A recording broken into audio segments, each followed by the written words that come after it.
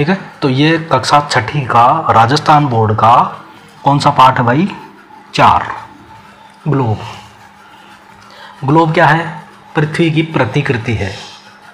एक पृथ्वी जो है हमारी, उसका एक मॉडल है। तो पृथ्वी पर जो उसकी जो संरचना है उसके बारे में पढ़ते हैं। देखो, एक तो गलतफहमी यही निकाल लो, बच्चों से पूछते हैं पृथ्वी कैसी है साहब? सर जी गोल, ये तो गोल। तब पहले तो यही गलत है, गोल नहीं है। तो कैसी है? चौकोर, चपटी, नारंगी देखी है?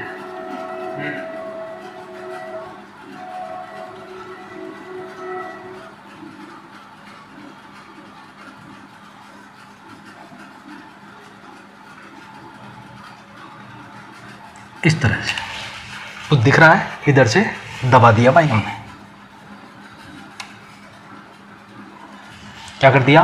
दबा दिया। ये जो गोलाई यहाँ नज़र आ रही है वो ऊपर और यहाँ नीचे नहीं आएगी। जैसे एक बॉल है ना स्पंज की, उसको हम ऊपर नीचे से यूँ दबा देंगे तो अब जो डिज़ाइन बनेगी वो डिज़ाइन है। और ये जो डिज़ाइन है, ये जो दबी हुई है ना यहाँ से, ये सवाल पूछ ले भाई आपसे कि ये पृथ्वी का की जो संरचना है कैसी है, ठीक है? तो वहाँ गोल तो करना ही नहीं है, गोल नहीं आएगा। अगर वहाँ ऑप्शन में गोल दिख गया तुमको, ABCD में कहीं लिखा हुआ मिल गया गोल, पृथ्वी गोल है, तो वो नहीं करना है। तो क्या है फिर इसकी डिज़ाइन? इस डिज़ाइन को क्या बोलेंगे? गोल तो बिल्कुल गोल होती है, ठीक है। ये की डिज़ाइन क्या है? जो ऊपर नीचे से थोड़ी सी चपटी है, इस डिज़ाइन को क्या कहते हैं? इसकी डिज़ाइन कुछ है ही नहीं, पृथ्वी की जो डिज़ाइन है उसी के नाम से इसका नाम रख दिया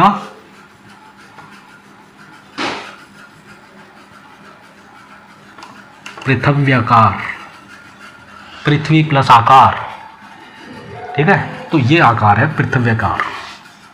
ये चीज़ क्लियर हो गई। इंग्लिश में इसको कहते हैं जियोइड।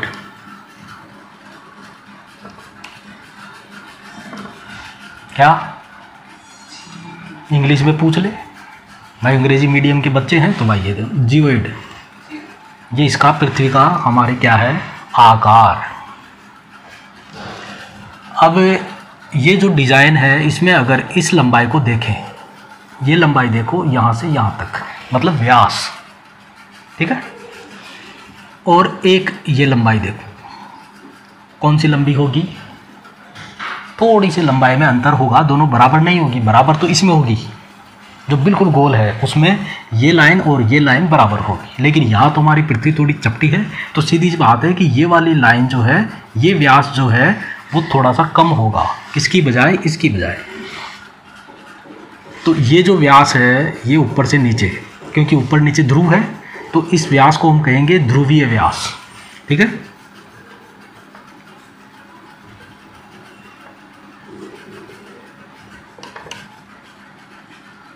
और ये व्यास कौन सा है? भूमध्य रेखीय व्यास, क्योंकि यहाँ भूमध्य रेखा है ना, तो भूमध्य रेखीय व्यास।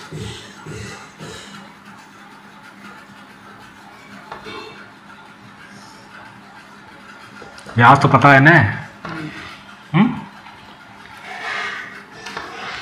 तो दोनों में डिफरेंस होगा, क्योंकि ये दूरी और ये दूरी अलग अलग है।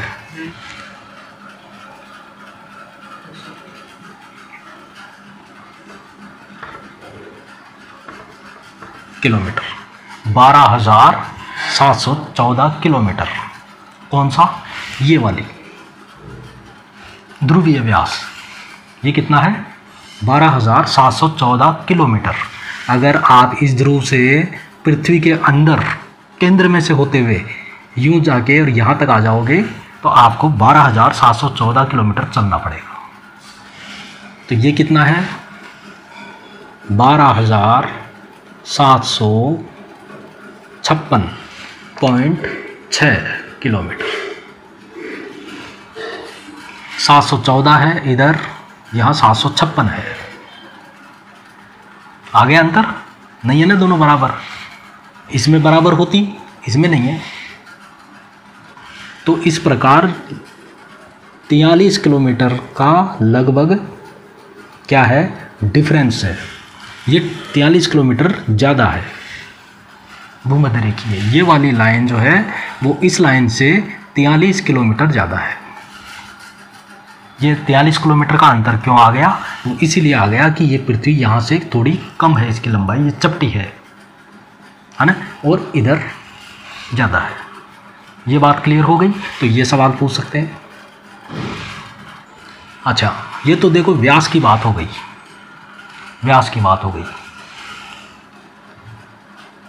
ये बीच में से हमने लाइनें खींची है, लेकिन अगर हम इसकी बात करें परिधि की, ये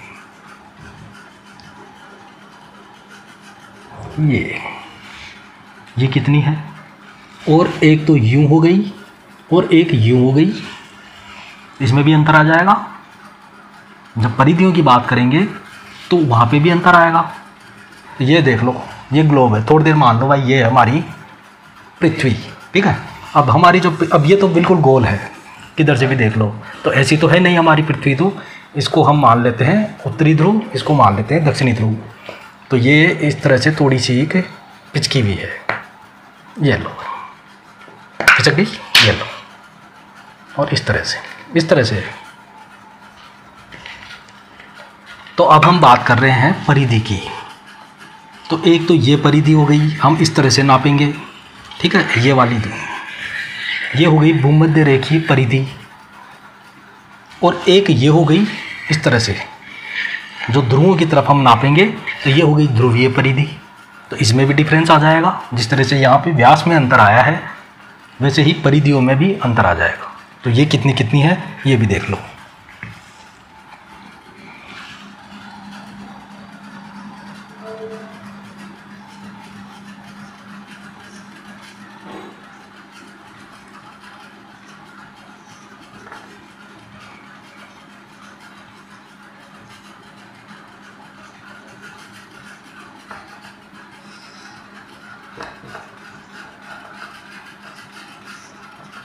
ये है 40,008 किलोमीटर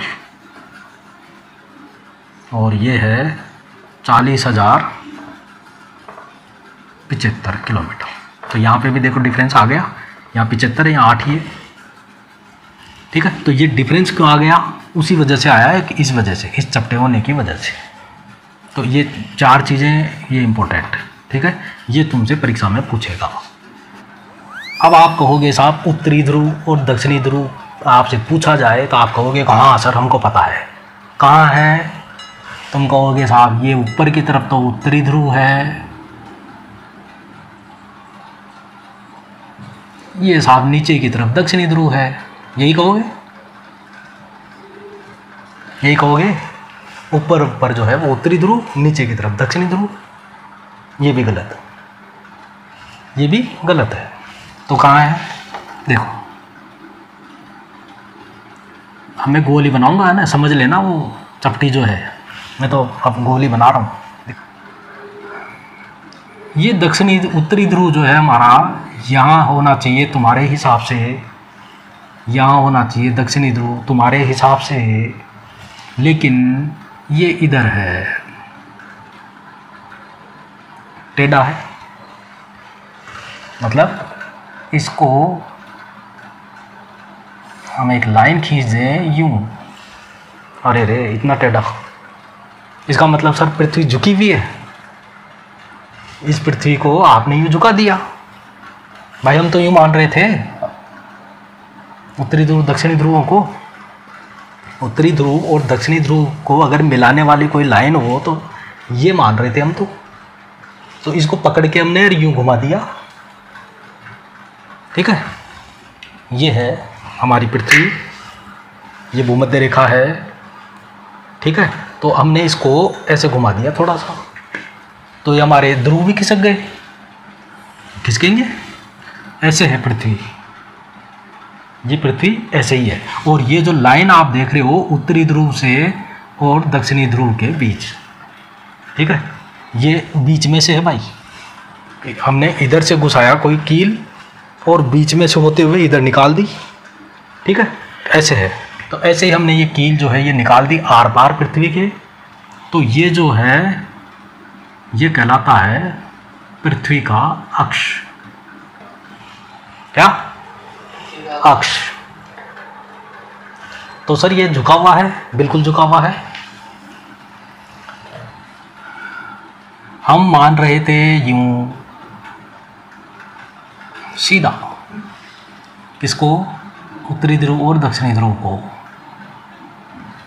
ये भूमध्य रेखा हमारी, और हम किसको मान रहे थे? अक्ष को यूं मान रहे थे कि साहब ऊपर से नीचे है उत्तरी ध्रुव दक्षिणी ध्रुव, लेकिन हमने तो इसको घुमा दिया तो ये इतना डिफरेंस आ गया। तो ये जो डिफरेंस है, यहाँ पे जो कोण बन रहा है ना, ये यहाँ पे ये कोण कितना है? ये कोण है भाई 23.5 डिग्री। मतलब तुम ये कह सकते हो कि ये 90 डिग्री है ऊपर की तरफ, तो हमने 23.5 डिग्री इसको ऐसे झुका दिया। ठीक है, तो हमारी पृथ्वी कितनी झुकी हुई है? अक्ष झुक गया ना, ये अक्ष है, तो ये अक्ष कितना झुक गया? 23.5 डिग्री। मतलब ये भी कह सकते हो पृथ्वी 23.5 डिग्री पर झुकी हुई है। अच्छा, यहाँ पर जब ये 23.5 डिग्री का कोण बन रहा है, तो यहाँ इस भूमध्य रेखा से इस अक्ष का ये कोण कितना है? ये वाला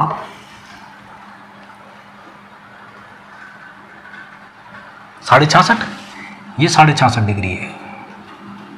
तो यहाँ से दो तरीके से सवाल पूछेगा। अगर आपसे पूछता है कि अक्ष कितने डिग्री पर झुका हुआ है, पृथ्वी का अक्ष कितने डिग्री झुका हुआ है, तो 23.5 डिग्री। लेकिन इसी को ही अगर वो घुमा फिरा के पूछ लेगा तो तुम तो कंफ्यूज हो जाओगे। कंफ्यूज नहीं होना है। ये देखो, वो ये पूछेगा तुमसे कि इस भूमध्य रेखा से जो है, इससे जो अक्ष है वो कितने डिग्री का कोण बनाता है। भूमध्य रेखा से जो ये अक्ष है, ये भूमध्य रेखा हो गई, ये अक्ष हो गया, तो ये कितने डिग्री का कोण बना भाई? 66.5 डिग्री का। सिंपल। 90 डिग्री होता है ना, ये 90 डिग्री है।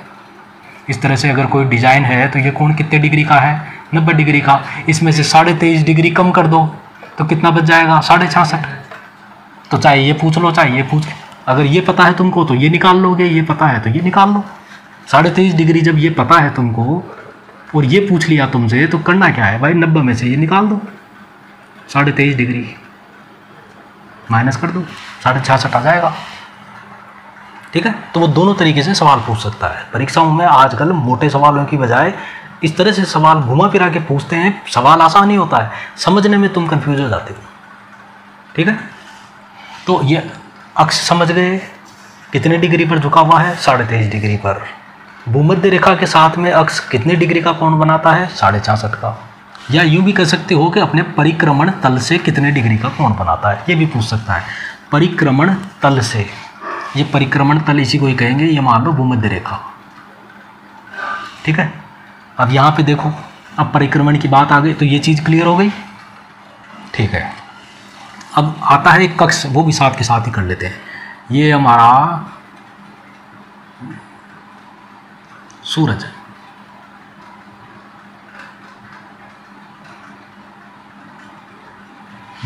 चमक रहा है बड़ा तेज, गर्मियों का टाइम है, और पृथ्वी जो है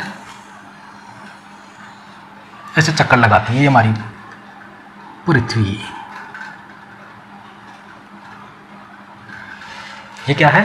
पृथ्वी। ये सूर्य है, सूर्य के चारों ओर पृथ्वी एक निश्चित कक्ष में चक्कर लगाती है। एक निश्चित रास्ता है, ये इसी रास्ते पे ही चक्कर लगाती है हमेशा। ऐसा नहीं है अपनी मर्जी से किधर भी चल जाए, ऐसा नहीं है। एक फिक्स रास्ता है, इसी रास्ते पे ही ये पृथ्वी सूरज के चारों ओर चक्कर लगाती है। और ये रास्ता भी क्या है? गोल नहीं है, ये भी अंडाकार ही है। ये देखो मैंने अंडाकार ही बनाया है ना, इस तरह से बिल्कुल गोल नहीं है ये रास्ता। तो इसी रास्ते को हम कहते हैं कक्ष। पृथ्वी का कक्ष कह लो या कक्षा कह लो, या परिक्रमण पथ, ये कर लो। बात एक ही है, परिक्रमण क्या? जो पृथ्वी जो सूरज के चारों ओर चक्कर लगाती है, ये गति, पृथ्वी की दो गतियां हैं। दो तरह से हमारी पृथ्वी गति करती है। एक तो वो खुद भी घूमती है, ठीक है, ये पृथ्वी है, ये खुद भी घूमती रहती है। तो ये जो खुद घूम रही है इसको हम कहते हैं परिभ्रमण।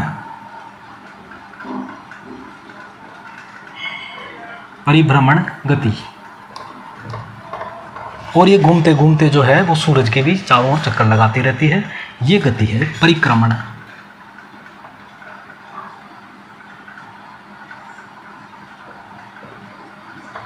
ठीक है, तो परिक्रमण गति जो हो रही है वो कहां से हो रही है, किस रास्ते से हो रही है, उसी रास्ते को हम कहते हैं कक्ष। ये भी क्लियर।